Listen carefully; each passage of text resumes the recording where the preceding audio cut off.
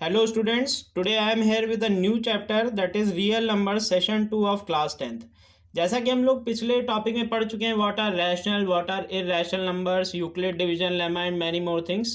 तो अब इसमें पढ़ेंगे एक नया topic that is fundamental theorem of arithmetic. और इससे पहले हम थोड़ा सा बताएंगे what are prime numbers and what are composite number. तो बहुत ध्यान से देखेंगे प्राइम नंबर्स क्या होते हैं, जिनके सिर्फ दो फैक्टर होते हैं, one and the number itself. कौन कौन से दो factor, one and the number itself.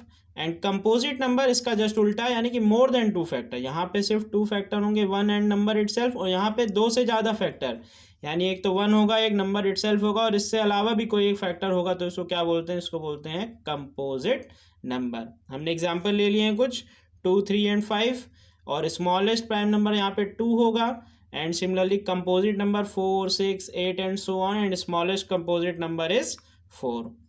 अब देखिए, अब बात करते हैं हम लोग फंडामेंटल थ्योरम ऑफ अरिथमेटिक की तरफ। इसका स्टेटमेंट क्या होता है, every composite number can be expressed as the product of its primes. ये एनसीईआरटी की डेफिनेशन है, सबको आनी चाहिए।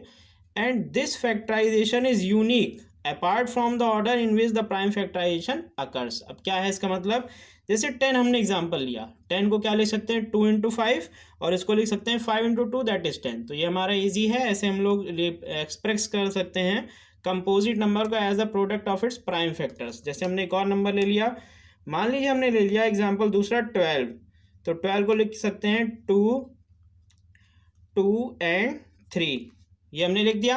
और ये क्या है, ये तीनों प्राइम नंबर्स है, इसको हम लिख सकते हैं 2 स्क्वायर इंटू 3 भी लिख सकते हैं।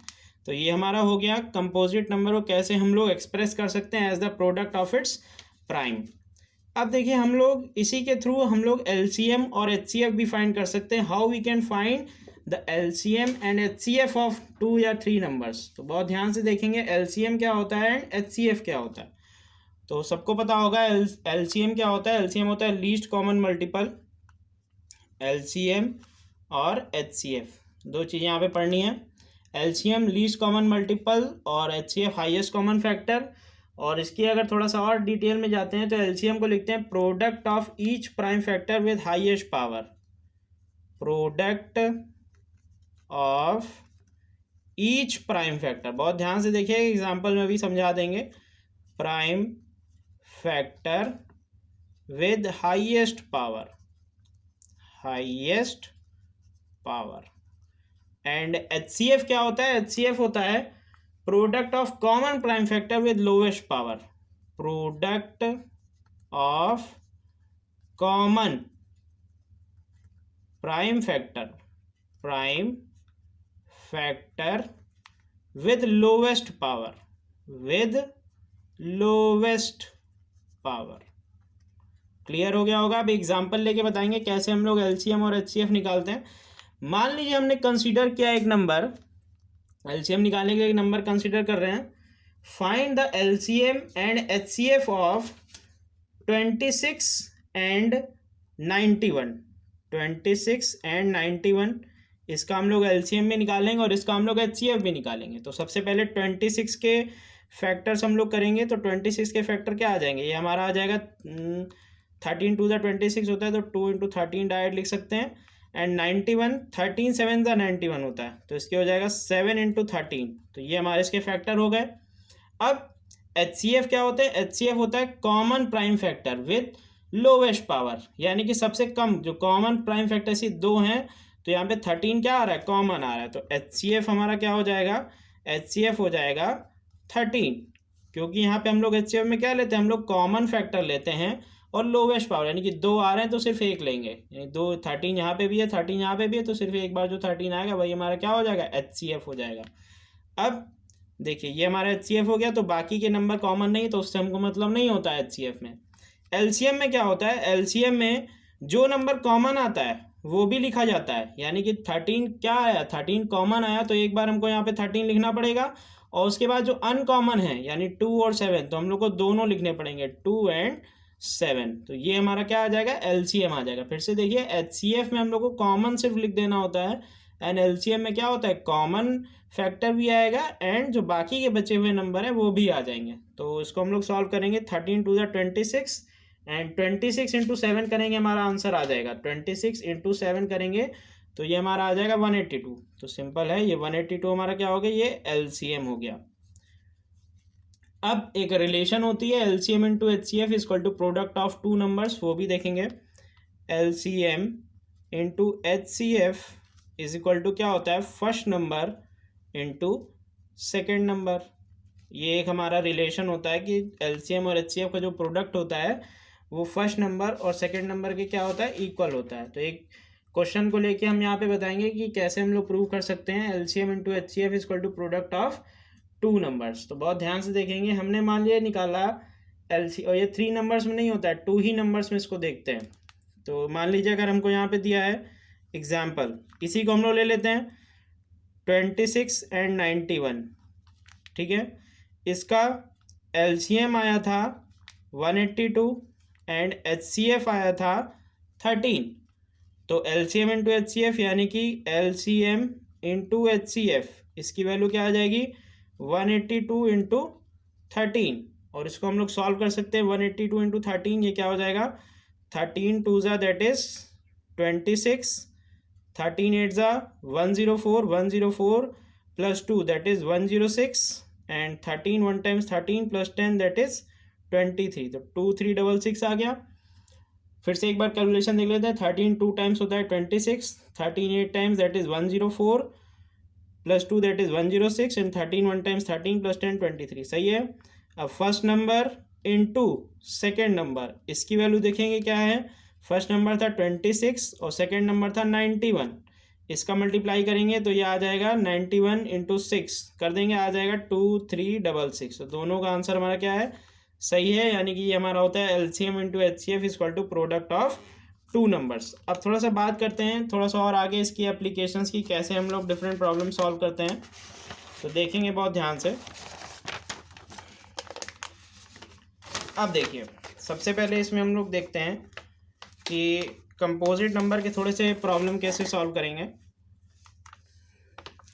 यहाँ पे नेक्स्ट आता है, अगर एक हम लोग क्वेश्चन ले लें, कैन 6 की power n and with digit 0 and with digit 0 for any natural number n, any natural number n, natural number n। तो ये हमारा क्वेश्चन है, कैन 6 की power n and with digit 0 for any natural number n। तो सबसे पहले हमको एक बात ध्यान देनी है, अगर किसी भी नंबर को 0 पे एंड होना है, किस पे एंड होना है, 0 पे एंड होना है, तो उसके जो फैक्टर्स होते हैं वो 2 और 5 होने चाहिए। यानी अगर 2 अकेला है तो भी वो एंड नहीं होगा, 5 अकेला है तो भी एंड नहीं होगा। 2 इंटू 5 के फॉर्म में उसके फैक्टर होने चाहिए, यानी 2 और 5 का फैक्टर होना उसका क्या है, ज़रूरी है, क्योंकि 5 2 होता है 10। तो सिंपली हम लोग यहाँ पे सॉल्यूशन इसका देख सकते हैं, सिंस 6 की power n will be equal to 2 into 3 whole की पावर n, यानी इसके जो फैक्टर्स आ रहे हैं वो 2 और 3 आ रहे हैं, और यहाँ पे फैक्टर क्या आने चाहिए, 2 और 5 आने चाहिए। तो सिंस 6 की power n does not have 5 as its prime factor, यानी उसके पास 5 जो है वो प्राइम फैक्टर के फॉर्म में नहीं है। फॉर अ नंबर ये स्टेटमेंट लिखते हैं, for a number ending with digit 0, ending with digit 0, it should have its factor in the form of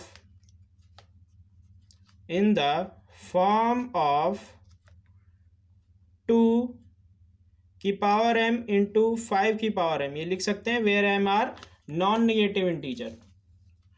2 की पावर m इंटू 5 की power m, then the digit can end with 0।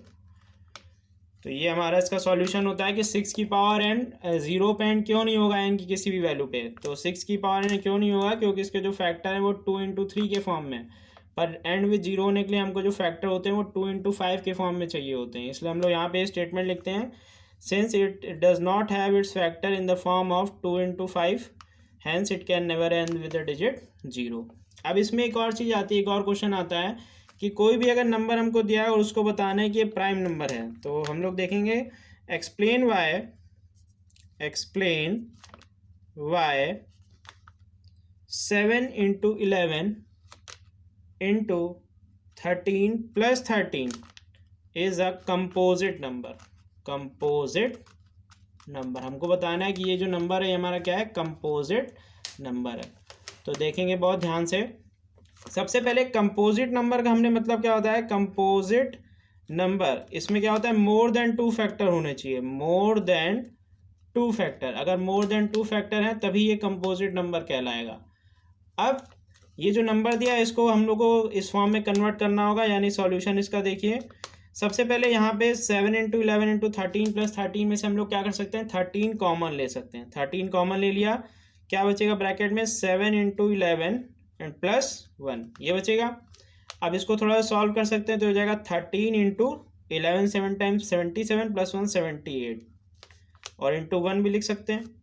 तो अब देखिए इसके more than 2 factors हो गए, एक तो 13 हो गया, एक 78 हो गया और एक 1 हो गया एंड द नंबर इटसेल्फ हो गया। Hence it has more than 2 factors, it has more than 2 factors हो गया। therefore 7 into 11 into 13 plus 13 is a composite number।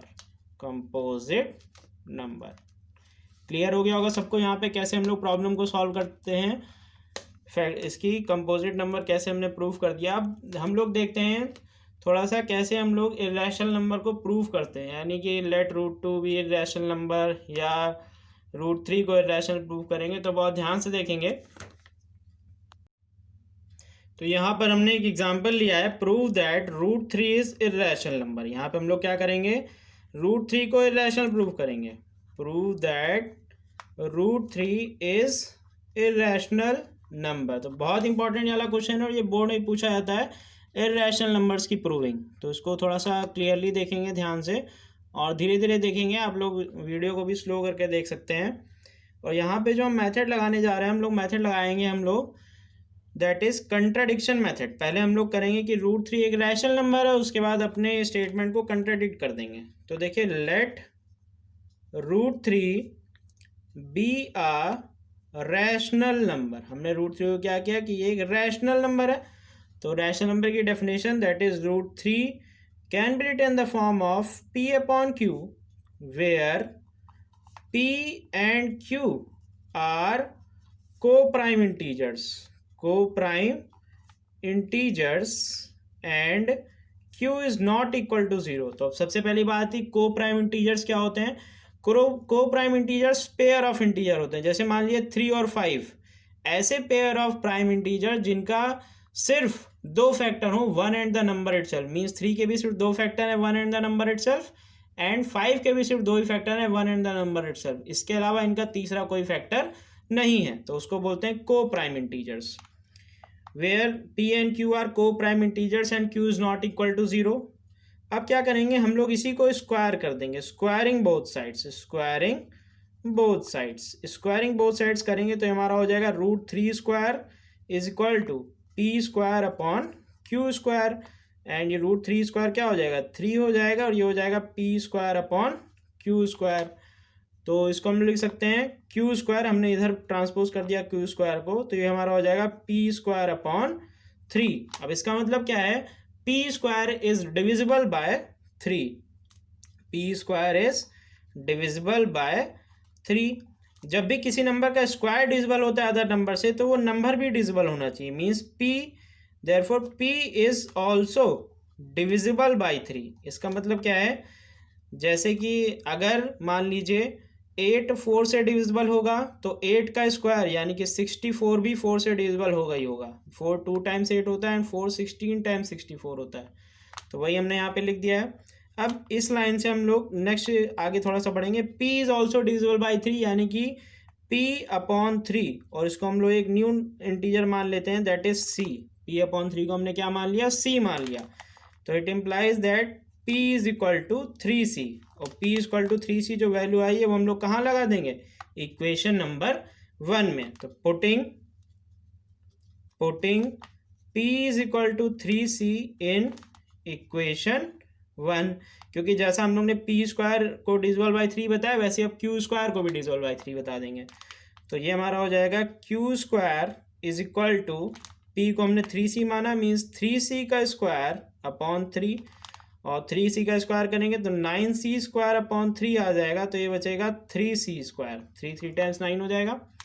तो इट इम्प्लाइज दैट 3 नीचे आ जाएगा, Q square upon 3 is equal to C square, means वही condition आ गई ऊपर वाली, Q square is divisible by 3, Q square is divisible by 3, therefore q is also divisible by 3। अब देखिए हमने बता दिया कि p भी डिविजिबल बाई 3 है और q भी डिविजिबल बाई 3 है, पर हमारा जो एजम्पशन था कि p एंड q क्या है, को प्राइम इंटीजर्स है, मीन्स उनका सिर्फ 2 फैक्टर है, 1 एंड द नंबर इटसेल्फ, पर हमने यहाँ पे बता दिया कि उनका 3 भी एक फैक्टर है, तो जो हमारा एजम्पशन हो गया वो हमारा क्या हो गया, रॉन्ग हो गया। बट यहाँ आप लिखेंगे but our assumption that p and q are co-prime is wrong, यानी कि p and q co-prime है, हमारा assumption क्या हो गया, गलत हो गया। तो which contradicts our assumption, hence √3 is irrational number. तो सिंपल से यहाँ कर सकते हैं, क्योंकि p का भी 3 p का ही फैक्टर है और q का भी है, तो which contradicts our assumption that p and q are coprime, hence √3 is irrational number. अब देखिए इसके बाद क्या होता है, मान लीजिए एक और कोई थोड़ा सा और इसमें पूछा जाता है, एक और एग्जांपल ले लेंगे, prove that 3 plus √5 is irrational. इसमें क्या करेंगे, इसमें हम लोग को, और गिवन हमको यहाँ पे मीन्स मतलब कि गिवन है, given that √5 is irrational, √5 is irrational. अगर हमको पता है कि √5 इरेशनल है और हमको प्रूव करना है 3 प्लस √5 इज इरेशनल नंबर, तो एक रैशनल नंबर और एक इरेशनल नंबर का जो सम होता है वो हमेशा क्या होता है, हमेशा वो इरेशनल होता है। कैसे होता है देखिए, तो सेम काम यहाँ पे करते हैं, let 3 plus √5 be a rational number. हमने इसको क्या मान लिया, 3 plus √5 be a rational number, therefore 3 plus √5 will be is equal to p upon q, where p and q are coprime, ये लिखना बहुत जरूरी है, integers and q is not equal to 0, तो ये लिख देंगे।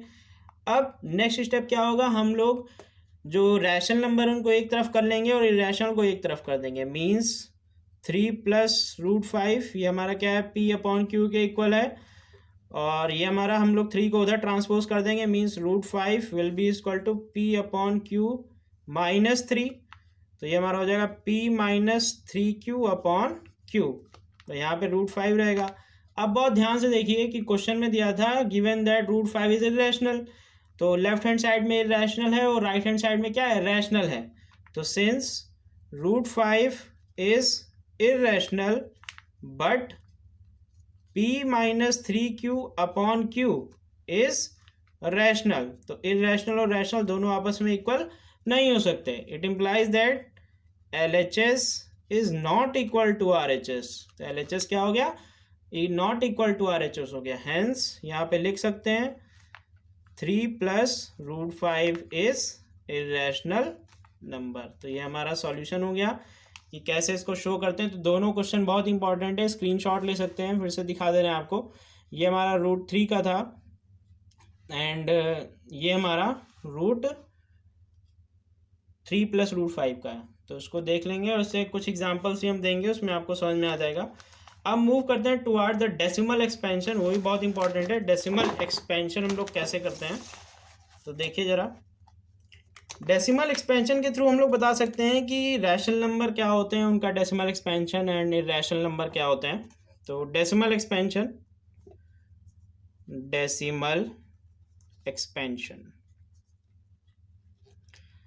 डेसिमल एक्सपेंशन में सबसे पहले दो तरह का डेसिमल एक्सपेंशन होता है। एक होता है, सॉरी, तीन तरह का होता है। पहला होता है टर्मिनेटिंग,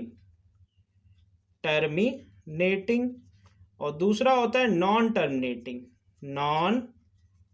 टर्मिनेटिंग रिपीटिंग या रीअकरिंग ही बोल सकते हैं। और तीसरा जो डेसिमल एक्सपेंशन होता है वो होता है non terminating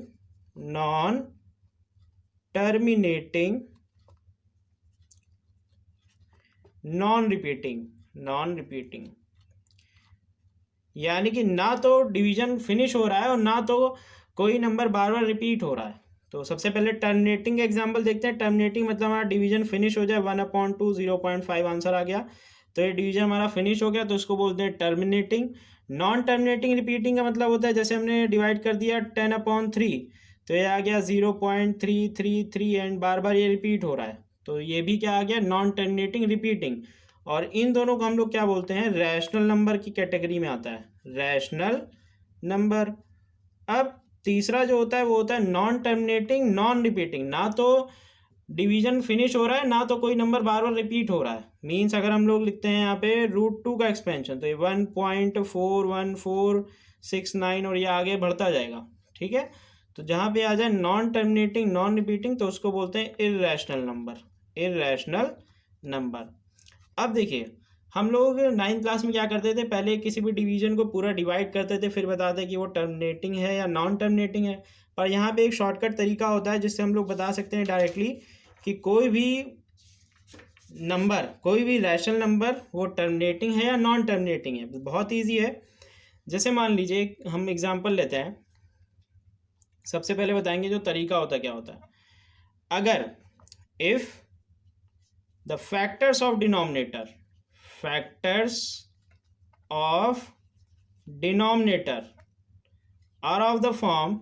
are of the form 2 की पावर m into 5 की power n, where m and n are non-negative integers, then it has terminating, तब क्या होता है उसका, टर्मिनेटिंग डेसिमल एक्सपेंशन होता है। अगर उसके डिनोमिनेटर के फैक्टर 2 की पावर m इंटू 5 की पावर n के फॉर्म में होगा तो टर्मिनेटिंग डेसिमल एक्सपेंशन, और इसके फॉर्म में नहीं होगा तो नॉन टर्मिनेटिंग डेसिमल एक्सपेंशन। अब देखिए, अकेला अगर 2 होगा तो भी टर्मिनेटिंग, अकेला 5 होगा तो भी टर्मिनेटिंग, और 2 and 5 दोनों साथ में होंगे डिनोमिनेटर में तो भी टर्मिनेटिंग। पर इन दोनों के अलावा अगर तीसरा कोई नंबर होगा तो फिर टर्मिनेटिंग नहीं होगा। तो एग्जाम्पल हम लोग लेते हैं यहाँ पे, जैसे आप लोग समझ में आ जाएगा कि टर्मिनेटिंग कैसे हमने बता दिया। जैसे हमने लिया एग्जाम्पल 17/8, एग्जाम्पल लिया 17/8। अब देखिए, पहले ये सिंप्लीफाई तो फर्दर होगा नहीं, अगर सिंप्लीफिकेशन हो सकता है तो पहले हम लोग सिंप्लीफाई करते हैं। तो इसको हम लिख सकते हैं 17/2 की पावर 3, तो ये क्या हो जाएगा, देखिए 2 की पावर 3 के फॉर्म में है, 2 की पावर m के फॉर्म में, तो ये क्या हो जाएगा, टर्मिनेटिंग डेसिमल एक्सपेंशन। क्योंकि 2 की पावर 3 को हम लोग यहाँ पे लिख सकते हैं 2 की पावर m इंटू 5 की पावर n, मीन्स यहाँ पे 5 की पावर कितनी हो जाएगी, 5 की पावर यहाँ पे 0 हो जाएगी, तो इसको ऐसे भी लिख सकते हैं। अब देखिए, एक सेकेंड एग्जाम्पल लेंगे 13/3125, तो ये फर्दर सिंप्लीफाई नहीं हो पाएगा, 3125 के फैक्टर कर लेते हैं। 3125 मीन्स 5 6 एंड 2 5 5 125 5 25 5 5 एंड 5 1, तो ये आ गया हमारा 13/5 की पावर 5 और 5 की पावर 5, तो ये क्या आ जाएगा, टर्मिनेटिंग आ जाएगा ये भी। एंड इसको हम लोग क्या लिख सकते हैं, 5 की पावर 5 इंटू 2 की पावर 0 भी लिख सकते हैं, तो ये क्या आ गया, टर्मिनेटिंग आ गया। तो सबको समझ में आ गया टर्मिनेटिंग नॉन टर्मिनेटिंग कैसे बताते हैं। अगर मान लीजिए 1/7 लिखा है या 10/3 लिखा हुआ है, 10/3 या 10/30 मान लीजिए लिखा है, तो इसको हम लोग कट कर सकते हैं, तो ये हमारा आ जाएगा 1/3। तो ये क्या आ जाएगा, ये हमारा नॉन टर्मिनेटिंग आ जाएगा, नॉन टर्मिनेटिंग, क्योंकि जो डिनोमिनेटर उसके फैक्टर 2 की पावर m इंटू 5 की पावर n के फॉर्म में नहीं है। तो ये बहुत इंपॉर्टेंट चीज़ है। एग्जाम्पल एक और ले लेते हैं 77/210, ये फर्दर सिंप्लीफाई होगा, हाँ हो जाएगा, 7 से हो जाएगा 7 11 टाइम्स एंड 7 3 एंड 0, 11/30 आ गया। 30 को क्या लिख सकते हैं, 2 11/6 5 से 30 होता है, तो 2 × 3 × 5। अब देखिए यहाँ पे क्या हो गया, यहाँ पे 2 भी आ रहा है, 2 भी आ रहा है, 5 भी आ रहा है, पर एक नया नंबर भी आ रहा है, 3 भी आ रहा है। तो 2 और 5 के अलावा अगर कोई नंबर आ गया तो वो टर्मिनेटिंग नहीं होगा, तो ये हो जाएगा नॉन टर्मिनेटिंग, नॉन टर्मिनेटिंग।